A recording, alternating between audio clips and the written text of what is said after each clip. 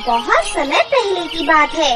किसी गांव में पूजा नाम की एक लड़की अपनी मामी कलावती के साथ रहती थी। कलावती एक बहुत ही बुरी औरत थी। वो हमेशा अमीर बनने का सपना देखा करती थी। वो कोई भी काम नहीं करती थी, बल्कि वो पूजा से अपने घर के साथ साथ लोगों के घरों पर भी नौकरानी की तरह काम करवाती थी। पूजा की कमाई से कलावती अपना सारा खर्चा पूरा किया करती थी। इस बीच पूजा लोगों के घरों में काम करने के साथ साथ रोज स्कूल पढ़ने भी जाती थी। फिर एक दिन कलावती पूजा से कहती है, सुन पूजा, शोभा अपने खेत में कुआं खुदवाना चाहती है। उसने ये काम हमें करने को दिया है, तो आज से उसके खेत में जाकर कुआं खोदने का काम चालू कर दे। लेकिन मामी जी, अभी तो मेरी परीक्षा चालू है। पढ़ाई छोड़कर मैं कुआं खोदने का काम नहीं कर सकती हूँ। देख पूजा, मुझे उसने कुएं खोदने के लिए पूरे 20,000 रूपए दिए हैं, इसलिए ये काम तो तुझे करना ही पड़ेगा। लेकिन मामी जी, अगर मैं कुआं खोदने वहाँ चली गई तो मेरी पढ़ाई अधूरी रह जाएगी और मैं परीक्षा में फेल हो जाऊंगी, जिससे मेरा पूरा साल बर्बाद हो जाएगा। देख पूजा, वैसे भी तू पढ़ लिख कर अफसर बनने वाली तो है नहीं, इसलिए तू बेकार की बातें बंद कर दे और जाकर कुआं खोदने का काम शुरू कर दे। अपनी मामी की ये बात सुनकर पूजा बहुत उदास हो जाती है। लेकिन पूजा अपनी मामी की हरकत को अच्छे से जानती थी, इसलिए वो सब बातों को भूलकर कुआं खोदने के लिए चली जाती है। अचानक खुदाई करते समय पूजा को जमीन के अंदर एक औरत का कंकाल दिखाई देता है, जिसे देखकर पूजा बुरी तरह से घबरा जाती है। फिर वो वहाँ से भागने लगती है, लेकिन तभी पूजा के भागते समय जो पानी वो बोतल में पीने के लिए लाई थी, वो उससे गिर जाता है और बोतल का सारा पानी उस औरत के कंकाल के ऊपर गिर जाता है। तभी वहाँ पर एक तेज रोशनी होती है और वो कंकाल एक औरत के रूप में बदल जाती है। तभी पूजा ये देखकर बहुत ज्यादा डर जाती है और उसे कुछ भी समझ में नहीं आता है। अरे, ये सब क्या हो रहा है? मेरे तो कुछ भी समझ में नहीं आ रहा। तभी वो औरत उठकर बैठ जाती है और वो एक जादूगरनी के रूप में बदल जाती है और वो पूजा से कहती है, कई सालों पहले मैं यहाँ पास वाले एक जंगल में रहती थी। उन दिनों में बहुत ज्यादा शरारती थी और अपनी जादुई शक्तियों से सभी को बहुत ज्यादा परेशान किया करती थी। फिर एक दिन मुझ पर गुस्सा करके एक ऋषि मुनि ने मुझे श्राप दे दिया और मुझे जिंदा ही जमीन में दफना दिया। और ऋषि मुनि ने मुझसे कहा था, जब कोई नेक लड़की आकर मेरे ऊपर पानी की बूंदें गिराएगी, तभी मैं दोबारा से जिंदा हो जाऊंगी। आज तुम्हारी वजह से मुझे एक नया जीवन दान मिला है। मैं तुम्हारा ये एहसान कभी भी नहीं भूल सकती। तभी वो जादूगरनी पूजा को अपने गले लगाती है। फिर जादूगरनी पूजा को अपने घर पर ले जाती है। वहाँ पर कई सारी जादुई चीजें मौजूद थी। फिर जादूगरनी वहाँ टंगा हुआ एक जादुई गुलाबी लहंगा निकालकर पूजा को देते हुए कहती है, पूजा, ये एक खास जादुई गुलाबी लहंगा है, तुम इसे ले लो। ये तुम्हारी हर इच्छा पूरी कर सकता है। जादुई गुलाबी लहंगे को देखकर पूजा बहुत ज्यादा खुश होती है। पूजा उस जादुई गुलाबी लहंगे के लिए जादूगरनी का धन्यवाद करती है और जादुई लहंगा लेकर पूजा वहाँ से चली जाती है। फिर वो उस जादुई गुलाबी लहंगे को पहन लेती है कि तभी जादुई गुलाबी लहंगा उससे कहता है, चलो पूजा, अब मुझे अपनी पहली इच्छा बताओ। मैं तुम्हारे लिए क्या कर सकता हूँ? मुझे कंगन पहनने का बहुत शौक है, लेकिन मैंने आज तक कभी भी कोई कंगन नहीं पहना। ये लो पूजा, तुम्हारे लिए सुंदर सा कंगन। और बताओ, तुम्हें और क्या चाहिए? मैंने आज तक स्वादिष्ट खाना नहीं खाया है।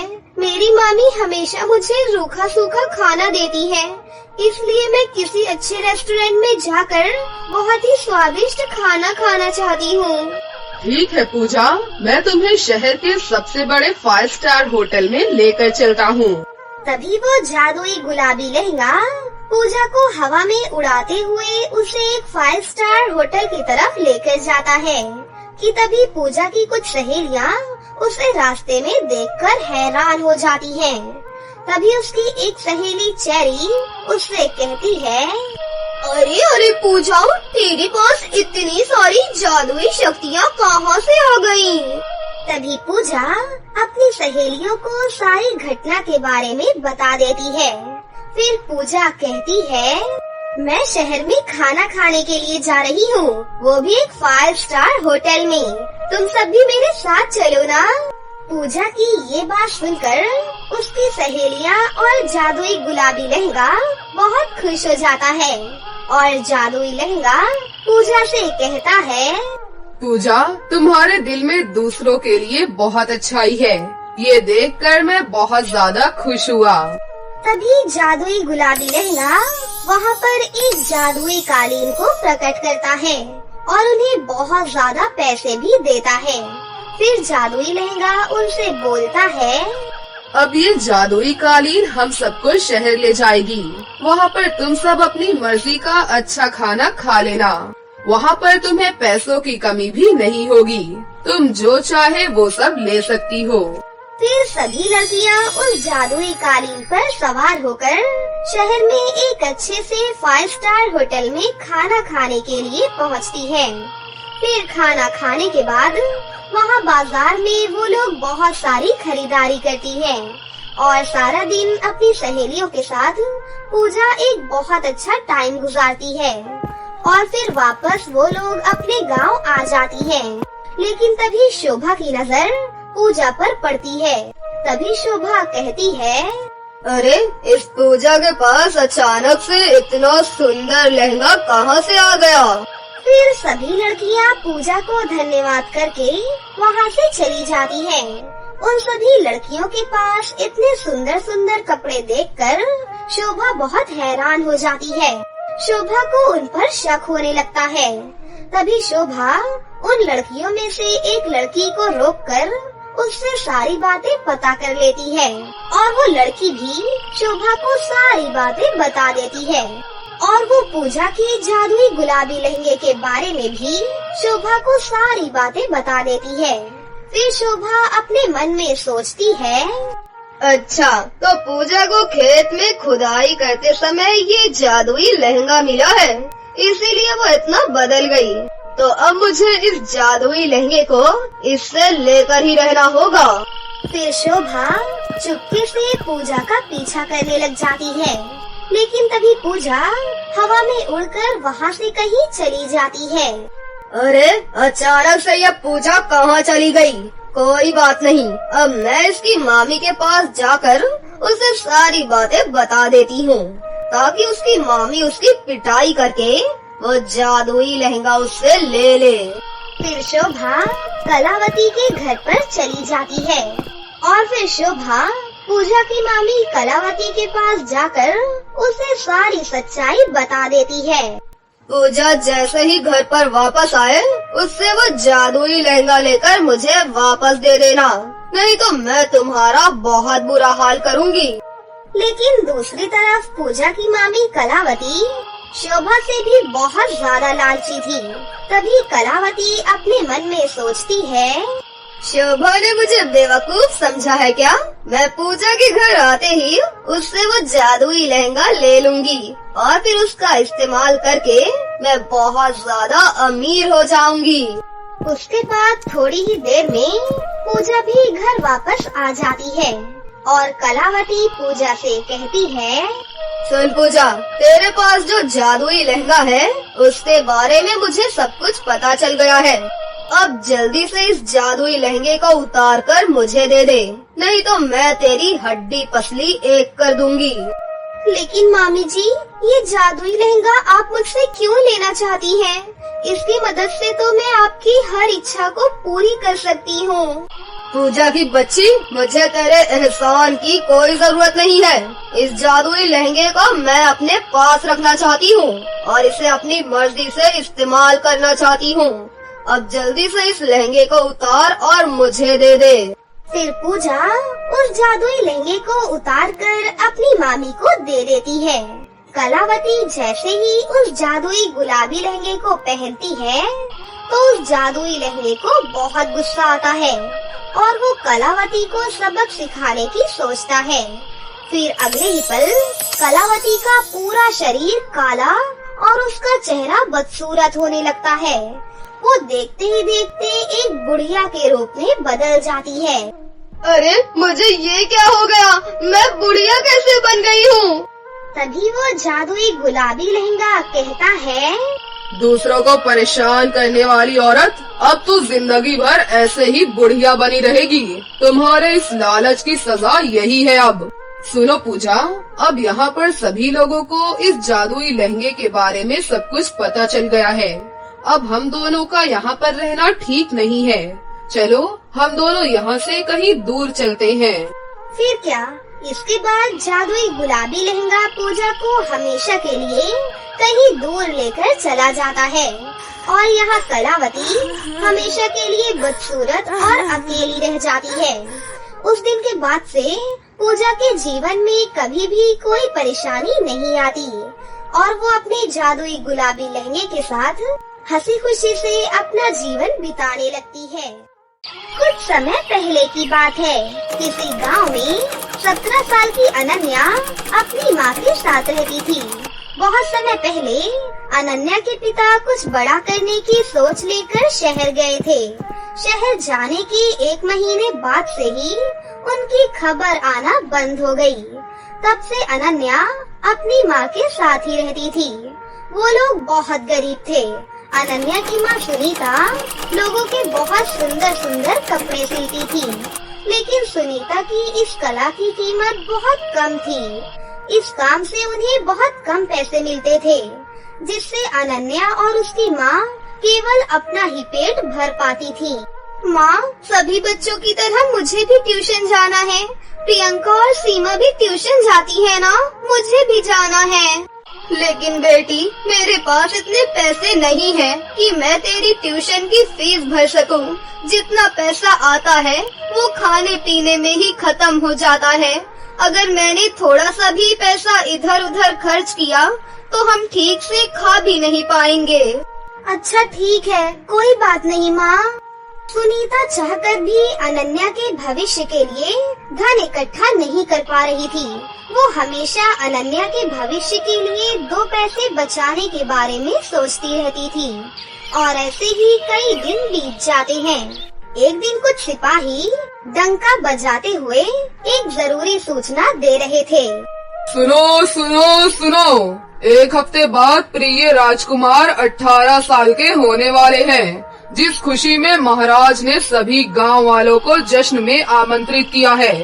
ठीक 8 बजे सभी को जश्न में शामिल होना है। ये सुनते ही सभी गांव वाले आपस में बातचीत करने लग जाते हैं। मेरी माँ मेरे लिए नया कोट पैंट लेकर आई है, मैं तो वही पहन कर आऊँगा। और तुम क्या पहनोगी रजनी? मैं तो बहुत ही सुंदर सी ड्रेस पहनूंगी, लेकिन मैं तो ये देखना चाहती हूँ कि रोजाना जो फटे हुए कपड़ों को सिल कर पहनती है वो क्या पहनेगी। रजनी, क्या तुम अनन्या की बात कर रही हो? हाँ, वही तो है हमारी राजकुमारी जो रोजाना अतरंगी ड्रेसेस पहनती है। तुम सब चुप रहो, मैं भी अपनी माँ का बनाया हुआ बहुत ही सुंदर सा लहंगा पहनूंगी। और रियली, क्या सच में? हम भी तो जरा देखें तुम्हारी माँ का बनाया हुआ लहंगा। इसके बाद अनन्या अपने घर वापस चली जाती है। तभी वो देखती है कि उसकी माँ कहीं बाहर जाने की तैयारी कर रही है। माँ, क्या आप कहीं बाहर जा रही हो? हाँ बेटी, टोनी जादूगर ने मुझे अपनी बिल्ली के कपड़े सिलने के लिए बुलाया है, तो बस मैं वही जा रही हूँ। नहीं माँ, आप वहाँ पर मत जाओ, वो बहुत बुरे जादूगर हैं। टोनी जादूगर बहुत अच्छे हैं बेटी, गांव वाले बस अफवाह फैलाते हैं कि वो जादूगर बहुत बुरे हैं। वो भी तो हमारी तरह है ना, बल्कि हमसे भी कई ज्यादा अच्छे हैं, क्योंकि उन्हें जादू आता है। लेकिन तुम इतनी दुखी क्यों लग रही हो बेटी? क्या हुआ, कोई बात है क्या? माँ, क्या आप मेरे लिए एक नया लहंगा ला दोगी? क्योंकि एक हफ्ते बाद राजमहल में जश्न है और मेरे पास अच्छे कपड़े बिल्कुल भी नहीं है। सभी बच्चे मेरा मजाक उड़ाते हैं। माँ, अपनी बेटी को यूँ उदास देखकर सुनीता उसका मन रखने के लिए कहती है, हाँ बेटी, मैं ला दूंगी। अब मैं जाऊँ? जाने में देरी हो रही है। अनन्या ये सुनकर बहुत ज्यादा खुश हो जाती है। उसके पास सुनीता टोनी जादूगर के घर पर चली जाती है। वहाँ जाकर वो जादूगर की बिल्ली का नाप लेने लगती है और उसके नाप का पता लगाकर वो उसे डायरी में लिख लेती है। ठीक है जादूगर जी, मैंने तुम्हारी बिल्ली का नाप ले लिया है। अब मैं चलती हूँ। सुनीता बहन, कहाँ जा रही हो? थोड़ी देर और रुक जाओ, क्योंकि मेरे डर से गांव वाले मेरे आसपास भी नहीं भटकते और तुम केवल मेरी बिल्ली का ख्याल करते हुए मेरे घर पर आ गई। कोई बात नहीं जादूगर जी। तुम कुछ परेशान लग रही हो, क्या हुआ? बताओ मुझे। मेरी बेटी को एक लहंगा चाहिए, लेकिन मैं क्या करूं? मेरे पास इतने पैसे ही नहीं हैं कि मैं उसे नया और शानदार लहंगा दिलवा सकूं। टोनी जादूगर ये सुनने के कुछ देर बाद कहता है, बस इतनी सी बात, अभी हल कर देता हूँ तुम्हारी परेशानी को। चलो मेरे साथ। ये कहकर टोनी जादूगर सुनीता को अपने बगीचे में लेकर जाता है और उससे कहता है, अगर तुम मेरी बिल्ली के लिए नई ड्रेस बना सकती हो, तो क्या मैं बदले में तुम्हारी बेटी को एक सुंदर सा लहंगा नहीं दे सकता? तुम उसकी माँ हो, तो उसके लिए जादुई लहंगा तुम अपने हाथों से ही बनाओ। लेकिन मैं ये कैसे कर सकती हूँ? आप कहना क्या चाहते हैं? मेरे इस जादुई बगीचे से तुम जितने चाहो उतने गुलाब के फूल तोड़ सकती हो और इन गुलाब के फूलों से तुम अपनी बेटी के लिए एक बहुत सुंदर सा लहंगा बनाना। मेरे बगीचे के गुलाब के फूल से जो भी लहंगा बनेगा वो जादुई होगा। तुम्हारा बहुत बहुत शुक्रिया टोनी जादूगर। इसके बाद सुनीता टोनी जादूगर के जादुई बगीचे से ढेर सारे सुंदर सुंदर लाल गुलाब इकट्ठे कर लेती है और अपने घर जाकर अपनी बेटी के लिए उन गुलाबों से सुंदर सा लहंगा बनाने लगती है। और लहंगा बनाने के बाद वो अपनी बेटी को लहंगा देते हुए कहती है, बेटी ये लो, ये तुम्हारे अरमानों जितना सुंदर तो नहीं है, लेकिन मैंने अपनी ओर से पूरी कोशिश की है कि मैं अपनी बेटी को परी की तरह सुंदर सा लहंगा बनाकर दे सकूं। वो गुलाब का लहंगा देखकर अनन्या बहुत खुश हो जाती है और खुशी के मारे वो उछलने लगती है। वाओ, ये गुलाब का लहंगा तो मेरी सोच से भी कहीं ज्यादा सुंदर है। माँ, मैं बहुत खुश हूँ। थैंक यू माँ। अपनी बेटी की खुशी देखकर सुनीता भी बहुत खुश हो जाती है। कुछ दिनों बाद अनन्या अपनी माँ का बनाया हुआ जादुई गुलाब का लहंगा पहनकर राजकुमार के जन्मदिन के जश्न में जाती है। सभी लोग तो उसे देखते ही रह जाते हैं।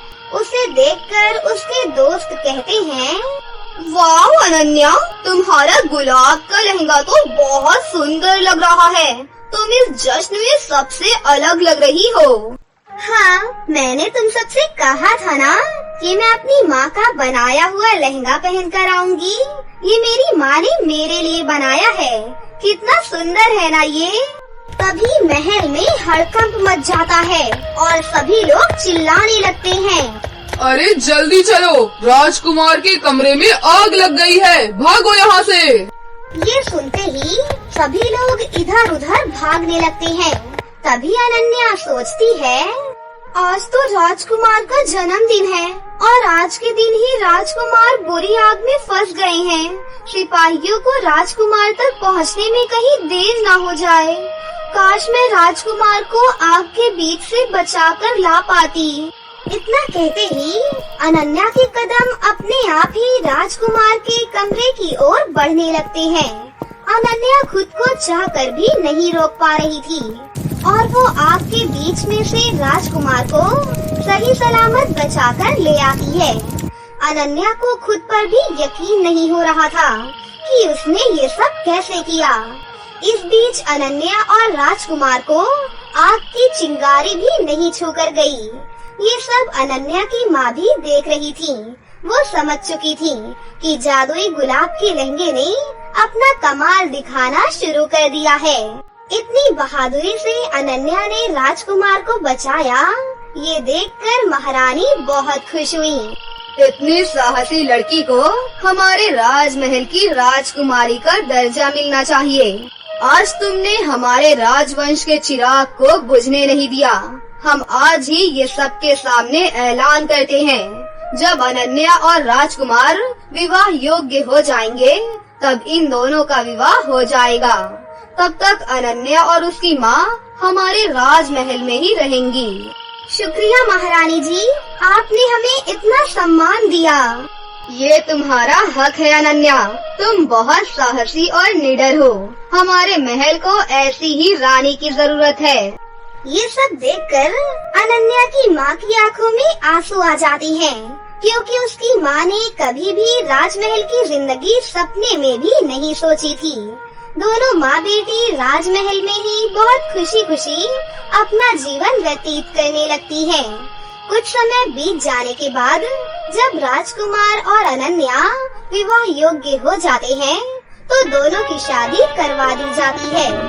इस तरह जादुई गुलाब के लहंगे की वजह से अनन्या और उसकी माँ की जिंदगी बहुत ही खुशहाल हो जाती है और अनन्या राजकुमारी बनकर हंसी खुशी राजकुमार के साथ महल में रहने लगती है।